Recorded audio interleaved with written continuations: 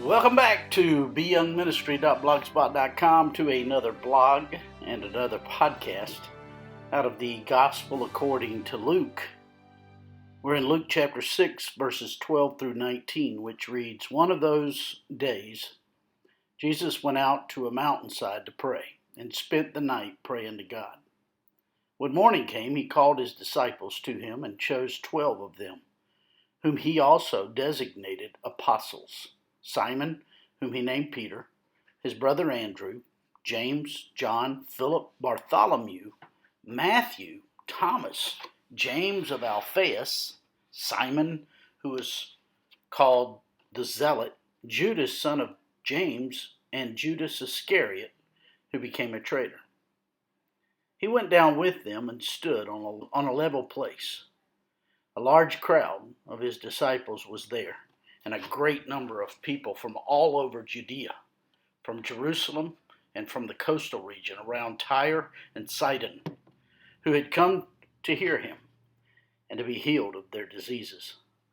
Those troubled by impure spirits were cured, and the people all tried to touch him, because power was coming from him and healing them all." That's Luke chapter 6, verses 12 through 19. As we jump back into the narrative that Luke is presenting us, although the religious leaders are increasingly wanting to kill the Lord Jesus, in Luke chapter 6, verse 12, we read, "One of those days Jesus went out to a mountainside to pray and spent the night praying to God."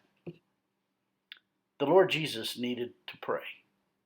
The Lord Jesus was feeling the heat of his coming death.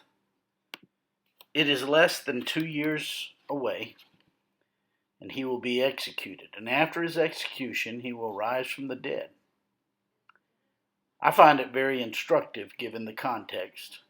The Lord Jesus spent the night in prayer.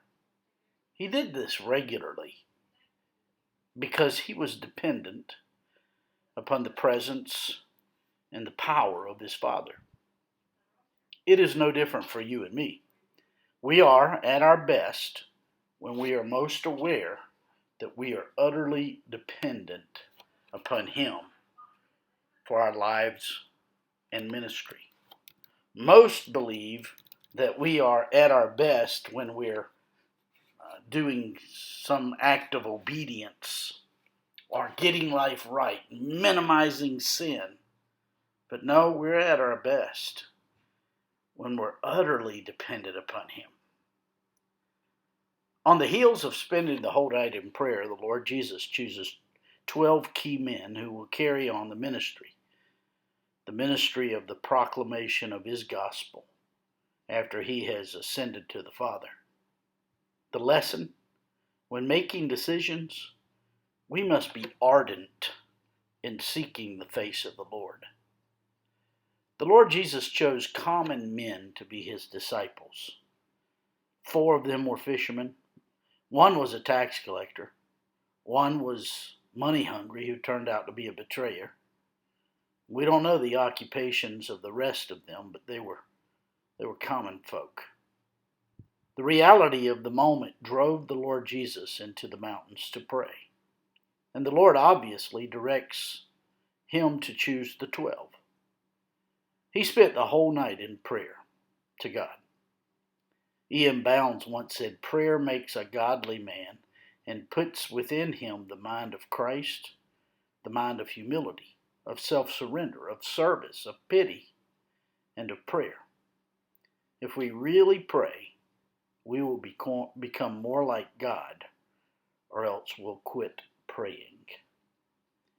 It's really not us becoming more like God. It's really God becoming more pronounced in our lives. If you are like me, you struggle with whether your prayers are effective until we recognize that the success of our prayer is not in the one praying them, but in the one answering them. The prayers of the Lord Jesus were all perfectly consistent with the mind and will of God, for he himself was also God. And therein we see again the incredible mystery of his humanity and his deity brought together. In verse 13, we read, when morning came, he called his disciples to him and chose 12 of them, whom he also designated apostles. In ancient times, both in the Greek culture and the Jewish culture, when there was a prominent rabbi or a prominent philosopher or teacher, they would attract people. In those days, they would follow him around, and typically they were itinerant teachers who went from place to place and taught the way that the rabbi or the philosopher, or in this case, that the Lord Jesus did. And they collected followers. So the Lord Jesus calls all the disciples together in verse 13, and he chooses 12 of them. 12 among many, perhaps as many as 500 followers. We're not told. At the end of the book of the Revelation, we have a description of heaven. We have a description of the heavenly Jerusalem. According to Revelation 21:12 through 14, this city has around it a high wall, great and high wall, 12 gates, and on top of the gates were written the 12 tribes of the sons of Israel. You have the children of Jacob, the 12 sons of Jacob, that identify the 12 tribes, and all their names are on top of the gates. In verse 14 of Revelation 21, we see the wall of the city. Apparently, at the same point, had 12 foundation stones on them, and on them were the names of the 12 apostles of the Lamb. This, not only are they going to reign in the millennial kingdom, but they're going to be immortalized eternally in the foundation of the New Jerusalem. Their names are going to be emblazoned on the gold foundations of the holy city, the New Jerusalem, forever and ever. In verse 13, we read, and he chose 12 of them, whom he also designated apostles. The Greek verb used here means to send.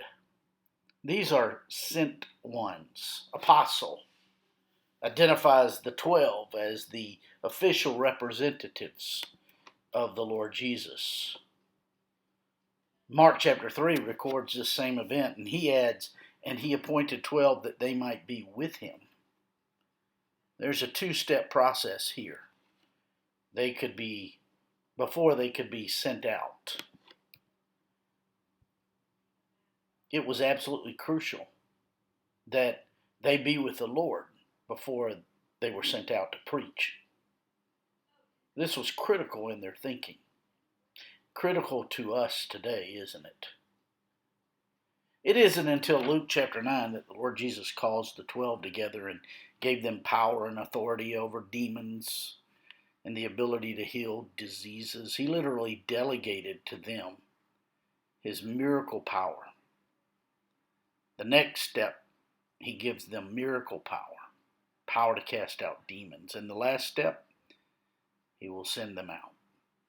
Up to this point, the Lord Jesus was speaking to huge crowds, but now he has identified the 12. He will teach them more exclusively, and they will go out and preach, and they'll come back, and they'll go out and come back. But it all is predicated on being with the Lord Jesus. You know, I'm against the quiet time. I think that there's a trap there of making God a part of the pie of my life. Now, we need to practice his presence as often as we can in a given day. He's with us. We need to talk to him. We need to be with him. Luke mentions the 12 6 times in his gospel and about 30 times in the book of Acts, because their role is so central not only to the ministry of the gospel, but also to the founding of the church. as is recorded in the book of Acts. Speaking of the 12 in Acts 4, the people said about them, they are uneducated and unskilled. I love that. I really do. They are uneducated and they are unskilled. But the people also said in the same passage, it was obvious that they had been with the Lord Jesus. They had been with the Lord Jesus, and they had his message, his presence, and his power. Courage rules when we are close to God, and fear rules when we're distant from him.